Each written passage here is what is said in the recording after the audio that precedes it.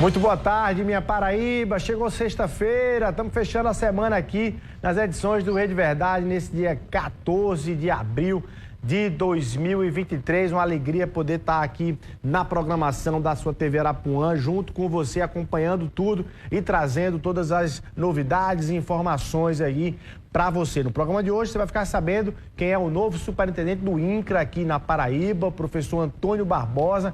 Tomou posse na manhã de hoje. Vamos saber como é que está o cenário dessa discussão da reforma agrária aqui na Paraíba, se tem ameaça aí de invasão, de ocupação do MST, como é que está essa discussão junto com o MST, junto com os proprietários rurais, para que todas as partes possam, enfim, chegar sempre a um acordo que seja benéfico para todos os lados e não apenas para um dos lados, tá? Mas vamos começar, antes do nosso bate-papo aqui, vamos começar com Brasília. Napoleão de Castro está querendo entrar aqui no Rede Verdade para poder fechar a pauta da semana lá em Brasília, no Congresso Nacional. Napoleão, muito boa tarde.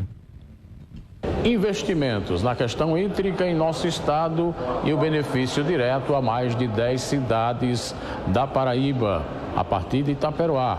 É uma ação que está acontecendo aqui em Brasília, que foi fruto, inclusive, do tema de uma audiência pública do deputado federal Romero Rodrigues com o ministro de Infraestrutura do nosso país.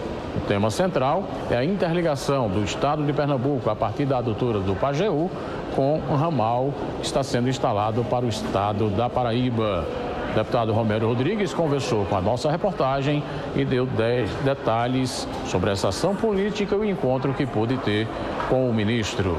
Falou já de um aporte direto do Ministério de 40 milhões para um total, pelo menos para essa fase de conclusão da primeira etapa, de 100 milhões. E tem a segunda etapa que estende o benefício à Paraíba e insere 11 municípios paraibanos que hoje enfrentam uma dificuldade muito grande de escassez de água, água para o consumo humano, água para os animais, água para a sobrevivência, quem tem sede tem pressa, entre os quais Teixeira, né, e mais essas 10 cidades, que é a adutora do Pajeú, uma derivação do eixo leste da transposição do São Francisco, que já beneficiou a Agreste e Pernambuco, e agora, nesse sonho dessa etapa posterior, também, naturalmente, me coloquei à disposição do ministro para ajudar com o aporte de recursos quando da destinação das nossas emendas. A gente ficou bastante interessado, porque eu acho que uma não pode ajudar a outra, o recurso do próprio Ministério, mas também precisa de aporte do Congresso Nacional na destinação de recursos. Eu acho que a gente vai conseguir. Estou otimista, estou esperançoso que a gente consiga, enfim, resolver esse sonho, porque a cidade de Teixeira hoje sofre com água, de fato, sob todos os aspectos. Fez inclusive uma mobilização agora recentemente. Nesta quinta-feira à tarde vai ter uma audiência pública também na cidade de Itaperoá, liderando outros vários municípios paraibanos e assim sucessivamente. Então é isso, é gritar por uma coisa chamada sede para alimentar principalmente a esperança do povo paraibano ali naquela questão, naquela região do sertão. Deputado Romero Rodrigues em entrevista à nossa equipe aqui na capital brasileira. Nesta sexta-feira de notícias, fechando a nossa semana e a nossa participação aqui direto da capital federal, do Congresso Nacional, Napoleão de Castro. Tá aí, Napoleão. Muito obrigado, Napoleão, sempre acompanhando o trabalho da bancada federal paraibana lá no Congresso, lá em Brasília, deputados federais e senadores. Quem trabalha aparece aqui no Rede Verdade. Quem não trabalha muito aí fica aí um pouco distante aqui do conteúdo do Rede Verdade, tá? Bom, de Brasília vamos para Campina Grande, onde o Tribunal de Justiça hoje pela manhã inaugurou a sede, o prédio onde vai funcionar o núcleo de justiça restaurativa do Tribunal de Justiça, que é um modelo de debate jurídico interessante, onde a justiça procura por vários métodos ali colocar as partes ali num processo de conciliação, de avanço ou de tratamento diferenciado entre, inclusive, agressor e vítima em alguns dos casos aí, tá? Então, esse é um projeto conduzido hoje pelo desembargador Oswaldo Trigueiro, que esteve comigo aqui segunda-feira no Frente a Frente, e aí tocado naturalmente pelo presidente do Tribunal de Justiça, o desembargador João Benedito. Nossa equipe esteve lá, acompanhou tudo em Campina Grande. O primeiro passo para a instauração da justiça restaurativa no judiciário do estado da Paraíba. Escolhemos Campina Grande não por acaso, porque Campina ela tem alguns juízes e vários juízes que já fizeram cursos a respeito dessa matéria, e aí o coordenador, o desembargador Oswaldo, entendeu, houve por bem trazer aqui para Campina Grande a instauração desse núcleo. Esse núcleo que vai apresentar uma justiça de pacificação social no sentido de envolver comunidades, a comunidade ofendida, o ofensor e os ofendidos. O ofensor para que ele tome a responsabilidade de que cometeu o dano e o ofendido que seja reparado desse dano que foi com ele praticado. É uma tentativa de se instaurar a paz social de uma forma menos traumática. Uma justiça nova, mas que não vai substituir a justiça tradicional, claro. É uma justiça onde se propõe que as partes conversem, que as comunidades, ofensor e ofendida, se conversem, que haja um facilitador para trazer, para juntar essas duas partes.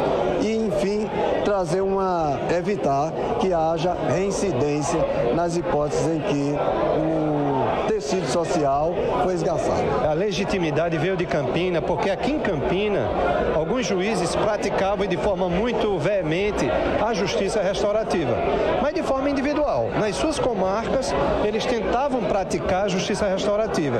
E eu pude enxergar isso e verificar que nada melhor do que, no local onde tudo começou, a gente poder colocar o núcleo estadual. E até geograficamente é interessante, porque Campina é no centro do estado. Então é mais fácil para o interior, para o sertão, para o Cariri, Curimataú, volta para o Brejo, até o litoral, enfim, a gente está centralizado e é um desafio interessante a partir de Campina e eu acho que vai dar muito certo. Tá aí, bacana a iniciativa. Bom, vamos rapidinho para o intervalo comercial. No próximo bloco eu vou estar com o novo superintendente do INCRA aqui na Paraíba, professor, advogado Antônio Barbosa. Você não pode perder, um minutinho só.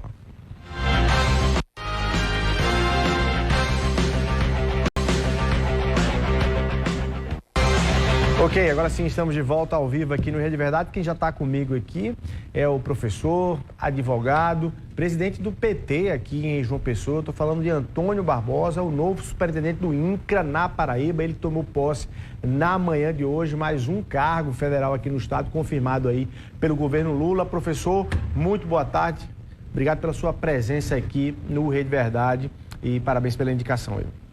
Eu agradeço.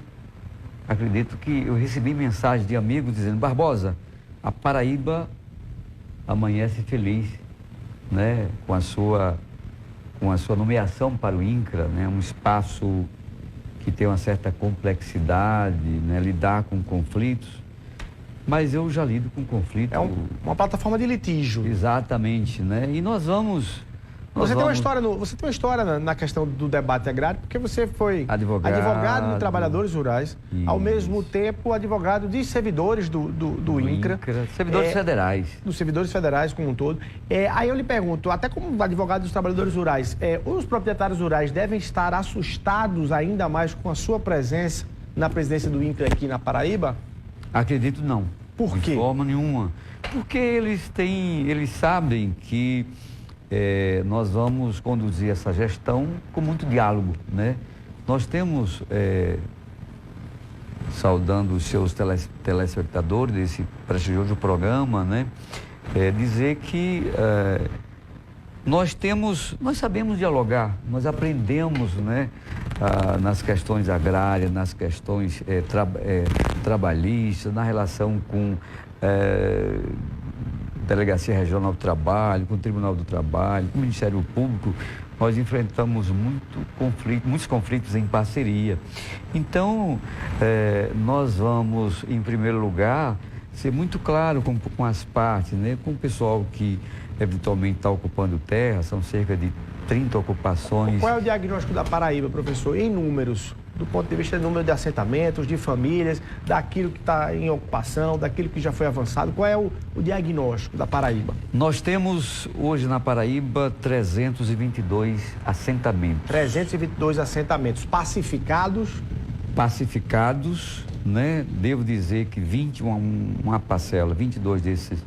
dessas demandas, dessas terras foram adquiridas pelo governo do estado, através do Interpa, notadamente do governo Buriti para cá.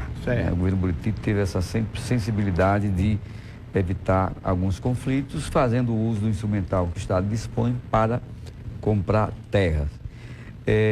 Nesses 322 assentamentos, nós temos 15 mil famílias. 15 mil famílias no estado todo. Se você considerar 4 pessoas por família, nós temos 60 mil pessoas.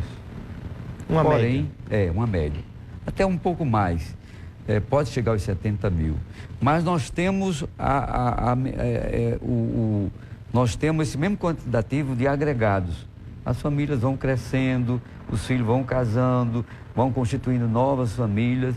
Isso também vai gerando alguns problemas de regulamentação. Hoje, 30% das áreas, dos assentamentos na Paraíba e no Brasil, elas têm algum grau, algum nível de irregularidade, que nós vamos enfrentar com bastante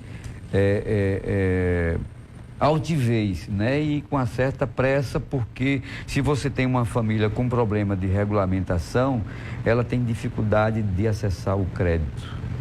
O governo federal está dispondo para esse próximo ano, só para o PRONAF, né, sem contar com o PPA, com o PENAI. O PENAI está recebendo R$1,6 bilhão e o PRONAF, Programa de Agricultura Familiar, que muito em parceria com as prefeituras, viabiliza o acesso ao crédito ao homem do campo.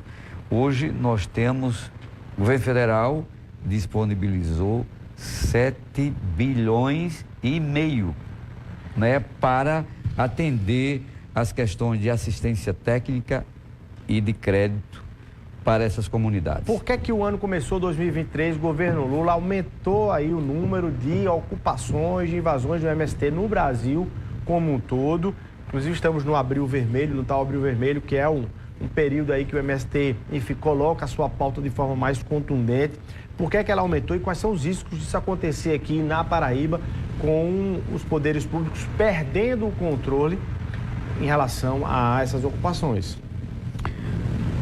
Primeiro, o poder público não vai perder mais esse controle, porque o poder público vai dialogar, vai se antecipar às eventuais ocupações e vai poder, e vai dar um tratamento aos já assentados e, porventura, novos assentamentos, que hoje nós temos na Paraíba cerca de 30 ocupações. Nós vamos ter um diálogo republicano com esses atores. Certo. Ainda ontem nós passamos... Tem 30 pontos críticos ali, então. Exatamente, né?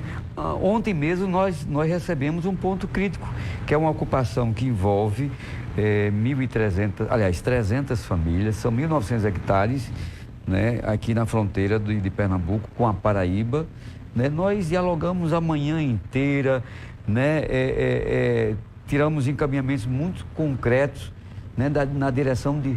É um compromisso do presidente Lula resolver o quanto antes essa demanda da usina Maravilha, que é uma demanda que está Qual é parada. A região? É aqui no aqui Rio? Na terra do saudoso Manuel ex-prefeito, Pedra de Fogo, né? Ainda hoje a doutora Paula da usina Maravilha me liga, disse: doutora, nós estamos aqui na solenidade de posse. Aguarde segunda-feira chegar, que nós vamos nós vamos apressar essas tratativas, no sentido de que a parte que cabe ao governo federal é uma usina que abriu falência, que deve ter mais de mil trabalhadores com ações trabalhistas pendentes aqui no nosso judiciário e lá em Pernambuco, né?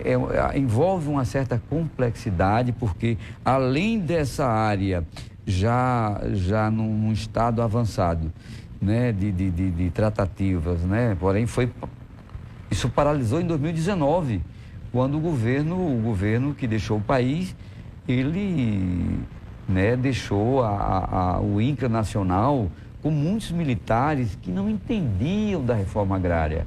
A primeira providência do tribunal do general Jesus... E eram frontalmente contra o movimento, ao MST. Exatamente. Aí eu lhe pergunto, professor, dentro desse cenário em que parcela da população criminaliza o MST, e dentro do debate em que se tem ali, de fato, a necessidade de que as desigualdades sociais e econômicas nesse Brasil sejam avançadas, mas, por outro lado, você tem o direito à propriedade privada nesse conflito aí de interesses.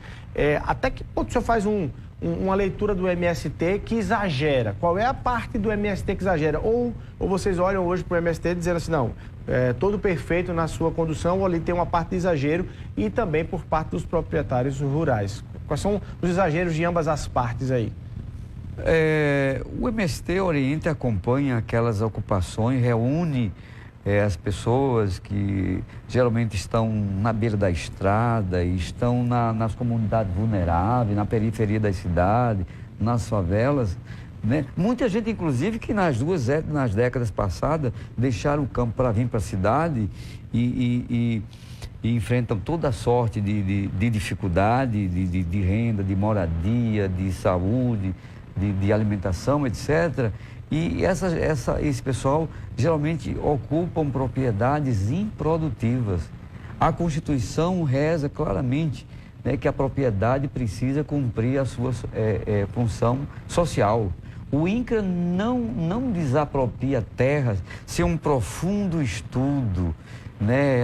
O INCRA tem que considerar se a terra é improdutiva ou não, o grau de eficiência da terra, né? A capacidade produtiva daquele solo. O INCRA faz um estudo na topografia, a cartografia, todo um estudo técnico e científico que é feito para depois chegar um decreto de desapropriação por interesse público, né? Então, você me perguntava no início, né, a Paraíba pode respirar aliviada, né, se eventual espaço de terra for ocupado por um trabalho da Federação dos Trabalhadores na Agricultura, do MST, da CPT, que é um espaço vinculado à igreja, nós vamos dar o tratamento que merece. Vamos dialogar inicialmente, vamos receber toda e qualquer demanda, dialogar com as partes e procurar uma solução. Porque eu digo com propriedade, mais de uma vez, proprietários já chegaram a mim, quando eu era advogado, e diziam, Antônio Barbosa, eu não tenho mais condição de cuidar da minha propriedade. Meu pai faleceu, minha mãe faleceu, estou em João Pessoa, estou em Recife, eu estou querendo me desfazer e eu vim pedir para que você na relação que tem aí com os grupos que apoiam os trabalhadores, ocupa a minha propriedade. Só peço uma coisa, que proteja a integridade física do meu trabalhador, né? As armas que estão lá, vocês podem pegar, botar fogo. Não foi só uma vez que proprietários chegaram à Assembleia Legislativa, quando eu fazia assessoria ao deputado Luiz Couto, o Frei Anastácio, para oferecer a sua propriedade para efeito de compra pelo INCRA, porque não tinha mais interesse de permanecer com aquela terra.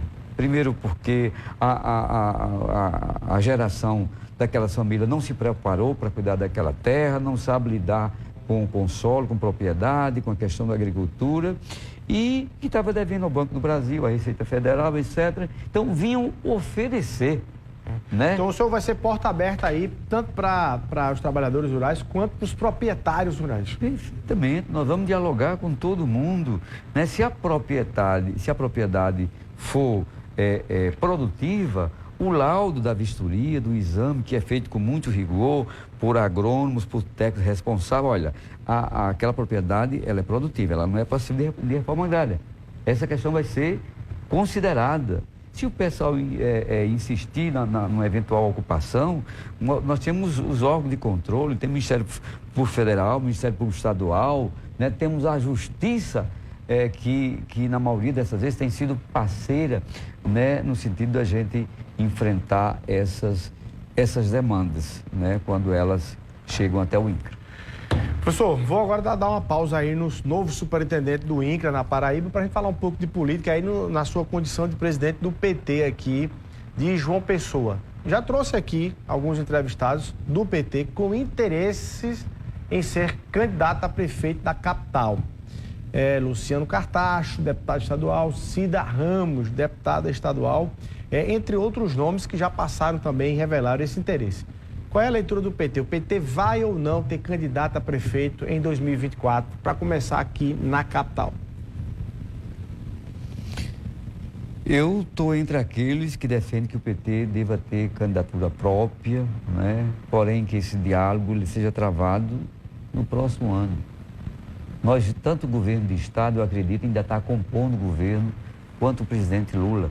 O momento da gente evoluir nesse debate é o ano que vem. É claro que isso não impede, né, a Paraíba, João Pessoa, que é o principal núcleo administrativo e político do Estado, né, e a Paraíba respira política. Nada impede que possamos ter esse diálogo fora do calendário oficial, porque não recebemos ainda as diretrizes do partido para fazer os debates sobre a tática eleitoral, se o partido tem candidatura, deve ter candidatura própria, se deva fazer aliança. Essas orientações não são consolidadas, mas a preço de hoje eu defendo que o PT tenha candidatura própria, porque os quadros que nós temos, Cida, Luciano, Estela, etc., são companheiros qualificados para disputar a Prefeitura do Estado. O senhor já não colocou o nome do ex-governador Ricardo Coutinho? Ele está, de fato, fora aí dessa lista de possibilidades? Eu defendo que o governador, depois de governar o Estado por 2 mandatos, de fazer 2 disputas recentes, né, para a Prefeitura e para o Senado, né, e sofrer 2 derrotas, ele merece um tempo para reflexão, para descanso, para cuidar da família. Eu não defendo de forma nenhuma o nome de Ricardo para a disputa que se avizinha. E quais seriam os critérios aí para, entre os nomes possíveis, o PT chegar a uma escolha? Aí eu vou aproveitar e fazer logo 2 perguntas. Quais seriam os critérios para essa escolha? E no final das contas, quem vai bater esse martelo? Quem tem mais força de bater esse martelo? É o diretório municipal, o diretório estadual? É Lula lá de Brasília com um telefonema? Como é isso? Não, é Lula com um telefonema. O PT tem 3 instâncias, né? Tem uma organização vertical, mas preza muito pela democracia interna. Então, esse diálogo vai se dar. O diretório municipal tem a função de conduzir o processo, mas dialogando muito com a instância municipal e a instância nacional, né? Uma disputa eleitoral em grandes centros, ela tem sua complexidade, tem o seu grau de importância. Então, esse diálogo é feito entre as 3 instâncias e vamos fazer isso de forma democrática, de forma transparente. Nós estamos aí com 5 postulações e o PT tem instrumental suficiente para escolher uma ou um na hora certa para disputar a próxima eleição. Agora, o PT está ali, vou usar uma expressão bem popular, encangado com o governo João Azevedo, tanto do ponto de vista aqui na Paraíba, quanto o próprio governador João Azevedo, na boa relação que desfruta com o presidente Lula, com os ministros, com o governo federal. Isso pode ser um item de retirada do PT do debate em função do governador aí poder dizer, olha, estou precisando do apoio do PT aqui em João Pessoa, seja para uma candidatura do PSB, do governador, seja para a reeleição do prefeito Cícero? Parceiros dialogam, né? O presidente Lula e nós apoiamos o governador João Azevedo em sua recente eleição. Ele hoje cumpre um papel estratégico na presidência do consórcio Nordeste, na relação com o governo federal, né? Eu tenho dito que nós já apoiamos o governador por 2 mandatos, né? Pode haver perfeitamente um movimento para atrair o apoio do governador a um dos nossos postulantes, seja Cida, seja... né? Se esse diálogo né, ele se der né, se houver argumentação, né, consistente para que o inverso aconteça, né, nós vamos enfrentar isso com tranquilidade. Agora, eu estou pugnando... E Lula seria importante nessa ponte. Não tenha dúvida. Um pedido de Lula ao governador para um apoio do PT ou o contrário, tem força? Tem força, mas não tenha dúvida disso. O prefeito Cícero Lucena foi eleito democraticamente, né? Nós estamos em campos opostos, nós respeitamos e enfrentamos as nossas diferenças e divergências com respeito e com firmeza, mas eu particularmente tenho uma avaliação que o governo municipal, a gestão não está agradando a maioria da população. Então, naturalmente, um postulante à prefeitura que venha do PSB ou do PT, eles terão força para conquistar a prefeitura de João Pessoa na próxima gestão. Olha aí. Antônio Barbosa, novo superintendente do INCRA na Paraíba, muito obrigado pela sua presença aqui no Rede Verdade. Boa sorte aí na caminhada nessa nova missão. Obrigado. Muito obrigado e vamos estar sempre à disposição para dialogar sobre o fortalecimento da agricultura familiar na Paraíba. Obrigado, professor. Bom, é isso. A gente vai ficando por aqui. É você o nosso abraço. Muito obrigado pelo carinho da sua audiência. Um ótimo final de semana. Até segunda-feira, se Deus quiser.